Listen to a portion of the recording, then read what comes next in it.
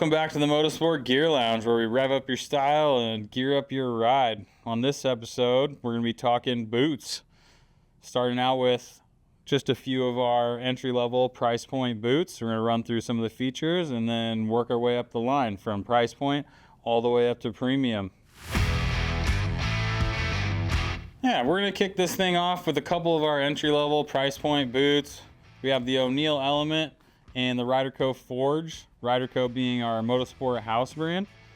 If you're just starting out and you're looking for good options, boots that aren't going to break the bank, they provide a little bit of protection, a decent flex. You're looking at this O'Neill and this Ryder decent options to get you started. But if you get on too big of a jump, or if you get just real crazy with it, you're going to be needing a little bit more support. That's why these are more of an entry-level boot for people that are just kind of starting out riding or getting into the sport.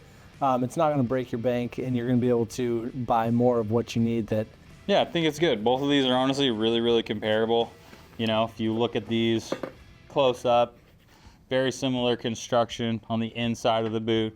You know, you got your nice hard plastic, everything's stitched. The leather, you know, has some decent durability, definitely not the most durable ones in the test, but there are a few different factors also that you could look at whenever you're purchasing a boot like this, asking yourself, what are the real differences? There's a difference in the sole of this Fox comp boot. See how it's one piece, it comes up and it kind of goes up over the toe like that. But this Ryder boot has a metal piece at the front. That doesn't mean necessarily that one's replaceable and one isn't. It's just a different build, different construction, different design. But a lot of these are replaceable soles. So if you do happen to wear the boot long enough and you do need the sole replaced, which you wouldn't think the sole would wear out, but it's amazing what the foot pegs will do to it. Toward the higher end of the entry-level boot category, we have something like this Gaerne Enduro Fastback. You're definitely not going to call it a full entry-level boot because this thing holds some of the same features as a more premium boot. You're going to have the, you know, stitched construction, nice toe cap protection here, and you'll note that this thing is covered in premium materials. You have nice leather in here, you know, hard plastic, good for impacts, rocks, logs, sticks, things like that when you're out on the trail. And then you'll notice that it has a really nice, simple buckle design. Keeps dirt and mud out of there. Pretty much tried and true, works every time. And you'll notice that there's a nice hinge here on the back that helps with some, you know, hyperflexion, protection, safety, those sort of things. So these are some of the features that you're gonna get as you move up in the line and get sort of into that more premium boot range. So here we have the Fox Comp. You're gonna note that the construction is a little bit different than these previous boots that we talked about, where these ones all have a stitched sole. You can see it very visibly that this thing is sewn on. So as compared to this Fox Comp, they call this a glued sole. And what you're really gonna get out of this, and what you're gonna notice right away, is that these ones are actually quite a bit stiffer outside of the box. Note that there's no hinge, and they have all this traction rubber and all this grippy material on the inside versus like sort of a, you know, stitched leather, things like that. I think that this is gonna provide a significantly different bike feel. And like I said, you know, stiffer out of the box, definitely different buckle design. Fox has been known for their buckles, you know, quite a bit different than everybody else on the market. One thing you need to think about whenever you put on a set of these boots and try them on in the shop to see if you want to get it at MotoSport is that they break in. They definitely do a fair amount of bending further than what they will whenever you first try them on. And the more you ride in them, the better broke in they get.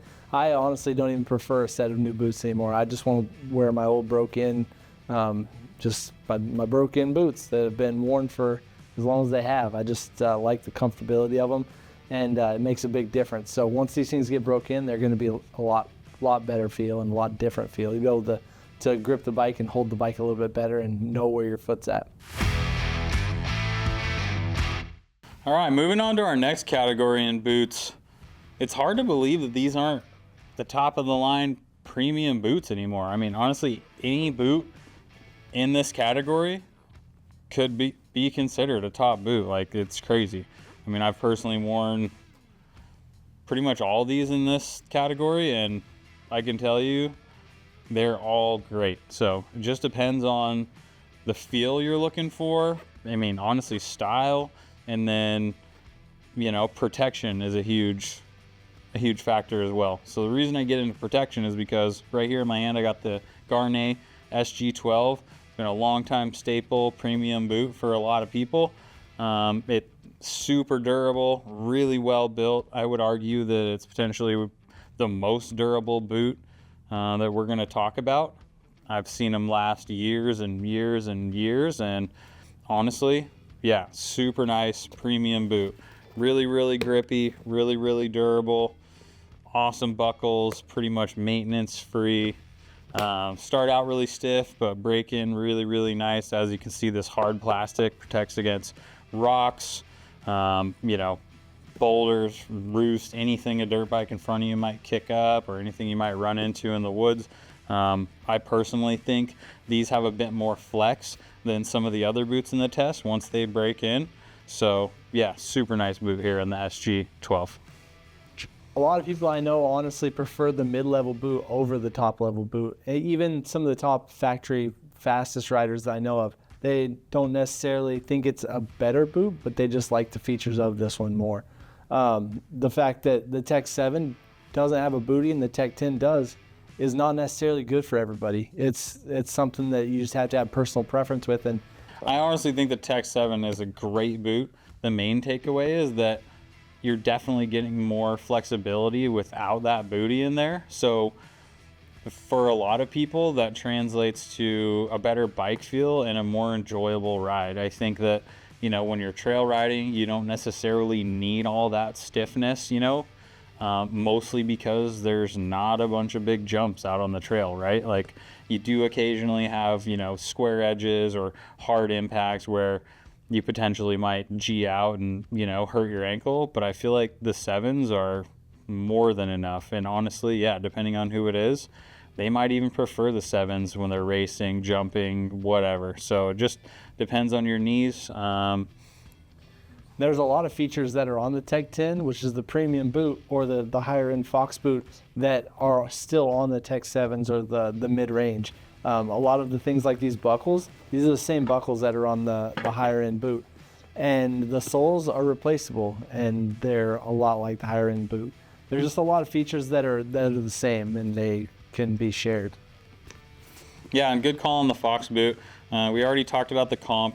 This is going to be the motion. I think one of the major takeaways, something that you guys will notice, is that there is a hinge setup back here. So it is going to provide more hyperflexion support to keep you from hyperextending, you know, if you land hard off a jump, whatever. But same nice materials. It's got their DuraTrack on the inside.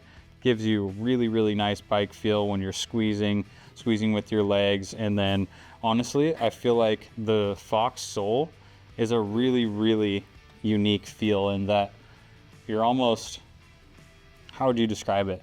When you wear the Fox boots, it's almost like you're in the bike. You're wearing house shoes. Yeah, you're almost like it doesn't hurt. You're almost in the bike. I find that like right out of the box, the Fox boots just feel good to go. Like no break-in needed.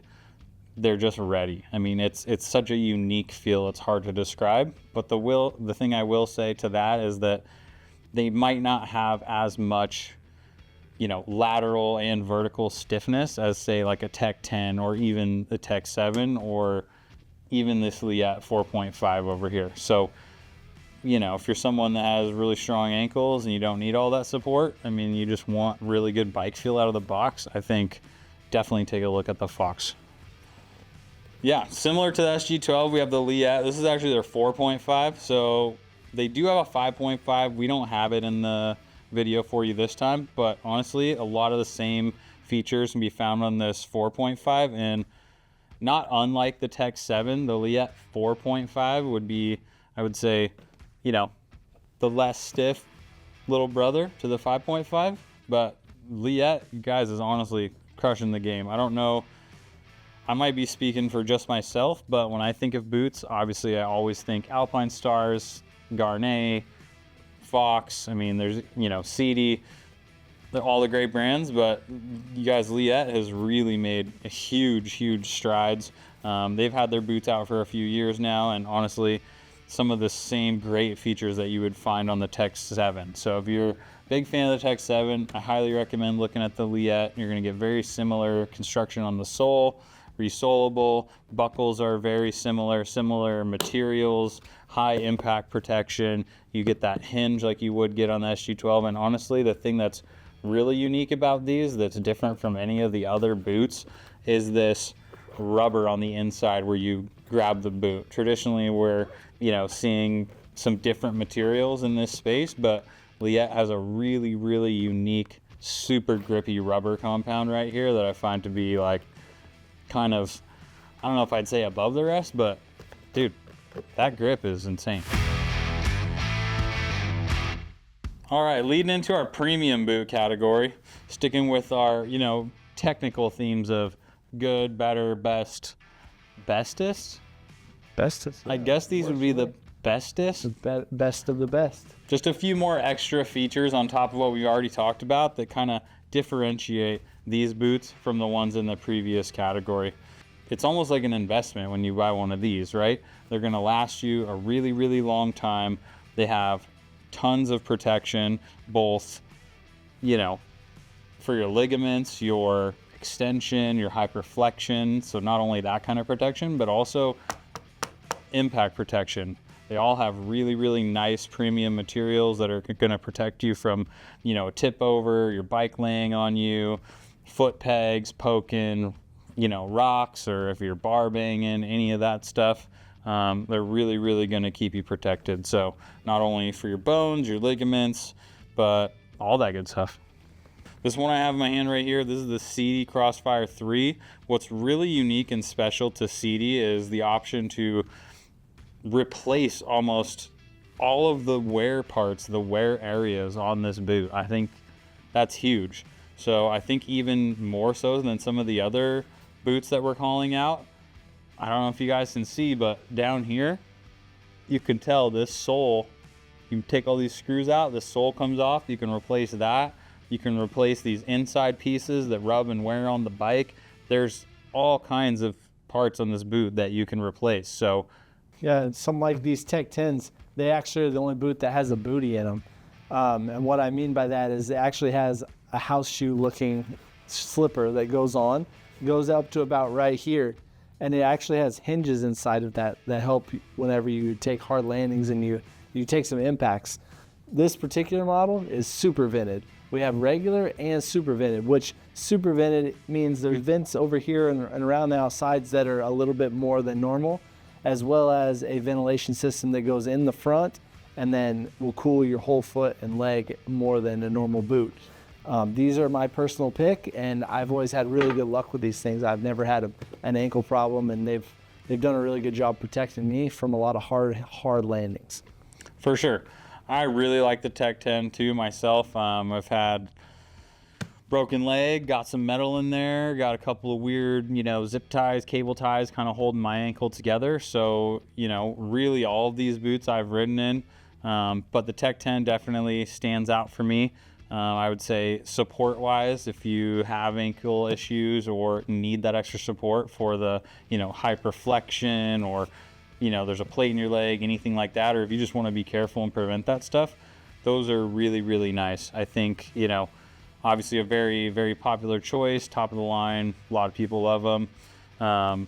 But, that being said, these new SG22s from Gaerne, taking everything we love about the SG12 and really just bringing it into the future, so same really nice impact protection. We got some really good venting, not on the toes like the A-Stars, but again, still really nice, really breathable, but you're just gonna, have a little different style. You're gonna have the stitched sole instead of the glued sole, so that provides a little bit different bike feel, but depending on what you're after, color-wise, feature-wise, you really can't go wrong with any of these ones.